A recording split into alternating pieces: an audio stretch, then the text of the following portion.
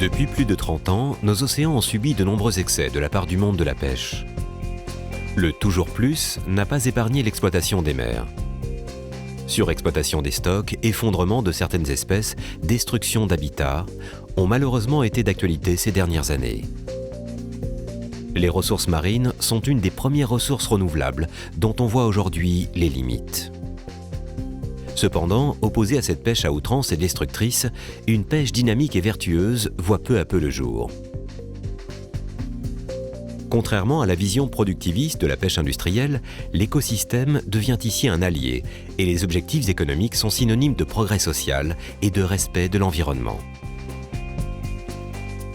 C'est une pêche à visage humain. À l'heure où se jouent les discussions sur la réforme de la politique commune des pêches, le WWF France a pris le parti de prouver qu'une pêche responsable et durable est d'actualité, à travers 3 exemples français. 3 exemples, 3 lieux, 3 voyages, qui nous conduiront à la découverte de ces quelques pêcheurs aux méthodes de travail respectueuses de la ressource et de l'environnement. Dans le Pays Basque, à Saint-Jean-de-Luz, en Normandie du côté de Granville, et sur le littoral corse.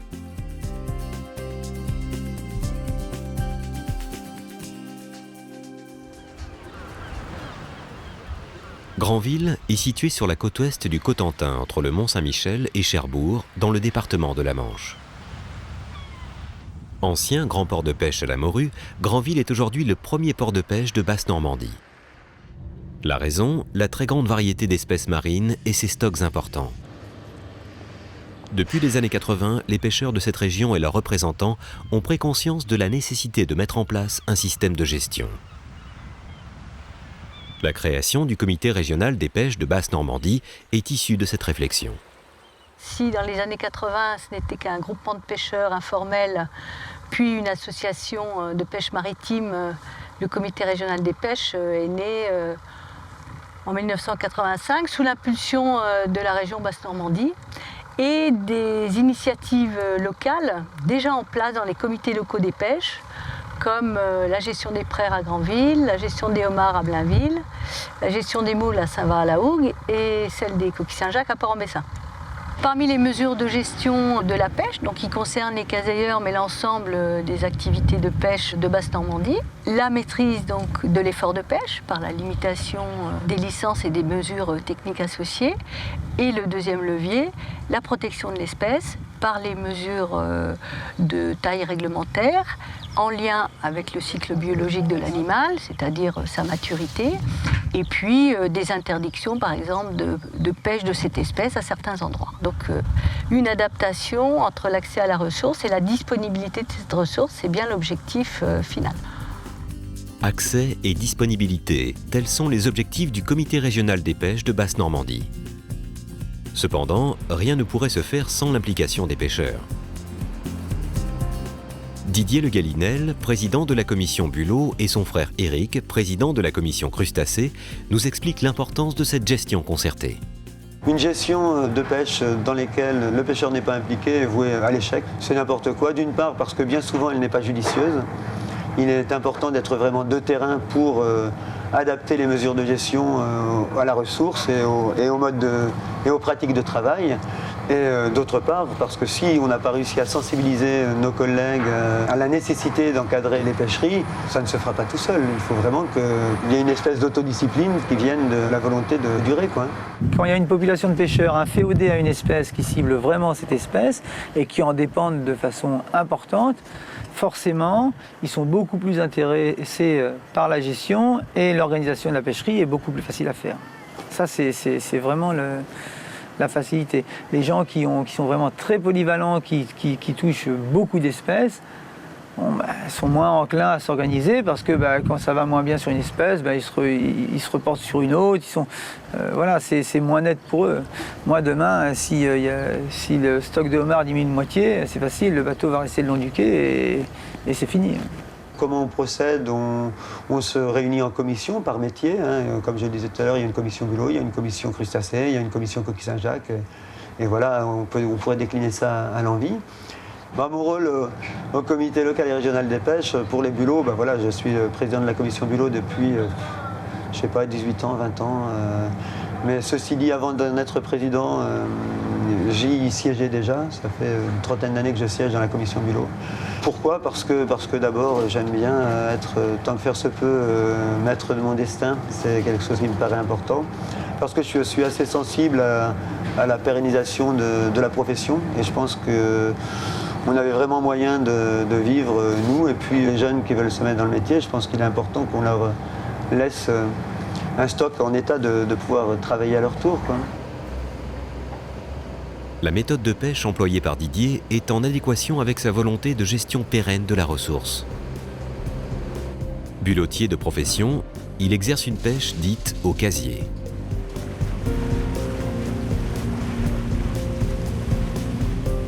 Le bulot, c'est un coquillage, c'est un gastéropode nécrophage.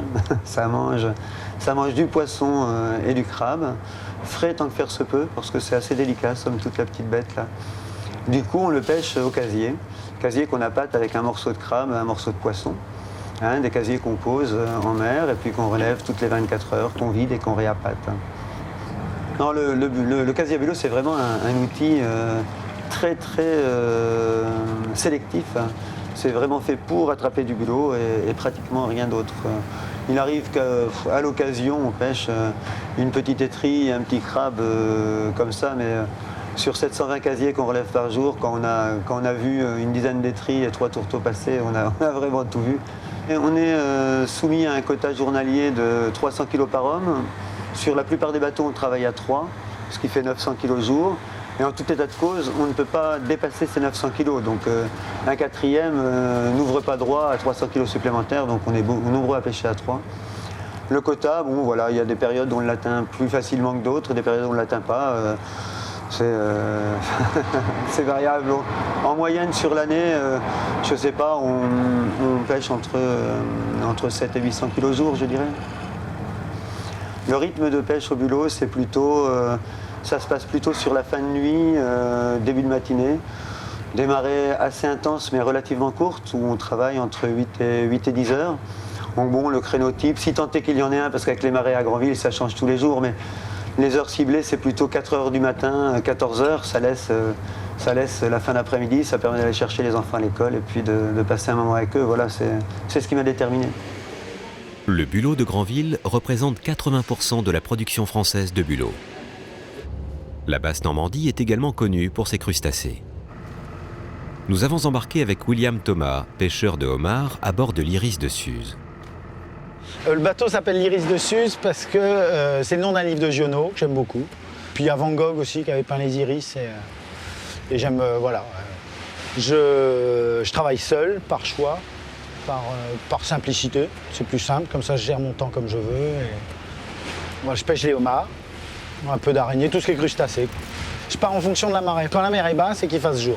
Donc l'été, le printemps, tout ça, c'est assez facile. L'hiver, c'est plus dur à gérer. J'ai entre 2 heures et 2h30 de route pour aller sur les lieux de pêche. Après, je pêche pendant ça entre 5h30 et 6h30 de travail, quoi. À relever mes casiers, les remouiller, et après environ 2 heures pour rentrer, quoi. Entre le moment de partir à la maison, préparer le bateau, les appâts, le matériel, tout ça, c'est des journées entre 10 et 12 heures, quoi. Un casier, en fait, tu choisis ce que tu vas pêcher dedans en fonction de l'emplacement ou de l'appât que tu mets. Par exemple, pour les crabes, tu vas chercher le sable, pour les homards, le caillou. Tu travailles dans différentes profondeurs en fonction de ce que tu veux aussi et en fonction de la période, de la saison. J'ai le droit à 200 casiers. J'utilise, en ce moment, j'en utilise 190. J'ai déjà travaillé avec 200, des fois avec 170, parce que des fois, moins t'en as, mieux tu les travailles, plus t'es attentif. Je pêche en moyenne, j'avais fait la moyenne. L'année dernière, j'ai pêché 26 kg de homard en moyenne. Alors ça dépend, l'hiver, tu vas faire 10 kg et des fois, tu fais 40 kg, quoi. La pêche au casier est une activité répandue en Basse-Normandie. Mais la région dépend également d'une multitude d'activités maritimes. Un système de cohabitation de l'espace marin est donc nécessaire. Ça paraît grand la mer, hein, mais quand on enlève tous les endroits où on n'a pas le droit de pêcher, tous les endroits où on ne peut pas pêcher parce qu'il y a trop de cailloux, trop de ci, trop de ça, toutes les îles, tous les trucs, tous les machins, on s'aperçoit que l'espace dans lequel on peut travailler est relativement peu important.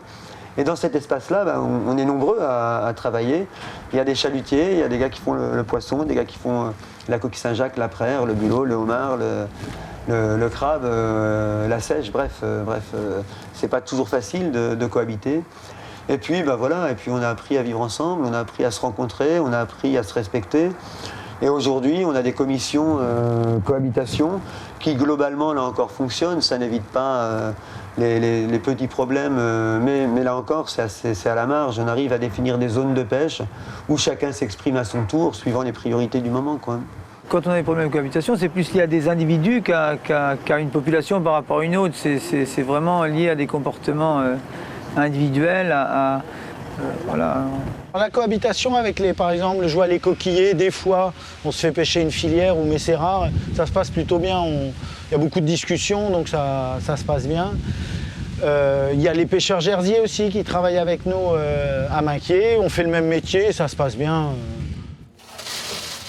La gestion historique des ressources de Basse-Normandie permet aujourd'hui le bon état des stocks. Comment ces produits de qualité sont-ils commercialisés et valorisés par les pêcheurs ? Les bulots, c'est facile. On travaille un produit à relativement faible valeur ajoutée et plutôt au tonnage. Donc on ne peut pas imaginer rentrer de la mer, prendre la brouette et aller vendre 5 kg de bulots. Quand j'en pêche 900 kg, c'est pas jouable ce truc-là. Donc fatalement, pour ce qui est des bulots, moi d'abord, mais la grande majorité de mes collègues, on passe directement par un organisme, soit un marailleur, j'ai certains collègues qui travaillent en direct avec des marailleurs, plutôt sur la côte qu'à Granville, soit directement à la criée, et à Granville, on passe tous par la criée. Dans le cadre de la valorisation des produits, notamment ceux de la criée de Granville, un organisme a été créé. Normandie Fraîcheur Mer. Alors Normandie Fraîcheur Mer, c'est un groupement qualité qui regroupe à la fois des pêcheurs, les 4 criées de Basse-Normandie et puis des marailleurs de la région, et dont l'objectif principal est de mener des missions pour valoriser les productions régionales, les produits de la pêche, alors que ça va des coquillages aux crustacés en passant par les poissons.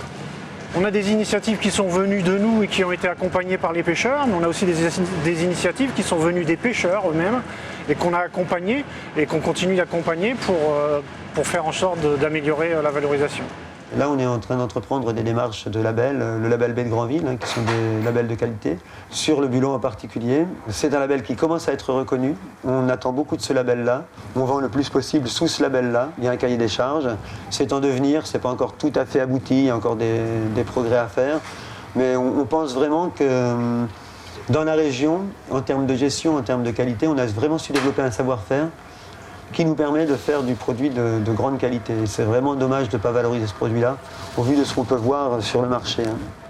Et aujourd'hui, avec le comité régional des pêches de Basse-Normandie, on va plus loin, puisqu'on s'est engagé dans des programmes d'écolabisation MSC des pêcheries, qui permettent d'avoir, au-delà de l'aspect qualité qu'on garantit aujourd'hui aux consommateurs, d'apporter une garantie de durabilité des ressources. Pour qu'il y ait une MSC sur un produit dans une région donnée, il faut que le stock soit réputé en bonne santé et viable.